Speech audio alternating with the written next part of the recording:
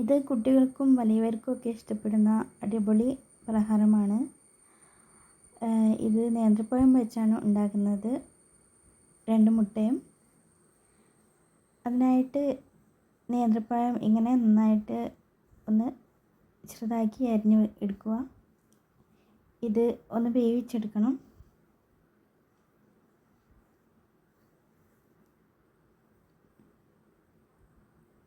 അപ്പോൾ നന്നായിട്ട് വെന്ത് വന്നിട്ടുണ്ട്.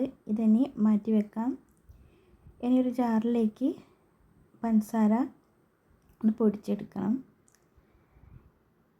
മുട്ട പൊട്ടിച്ചൊഴിക്കാം. അതിനുശേഷം ഒന്ന് അടിച്ചെടുക്കാം. പിന്നെ നമ്മൾ മാറ്റി വെച്ച പഴം ഇതിലേക്കിട്ട് ഒന്ന് ക്രഷ് ചെയ്തെടുക്കാം.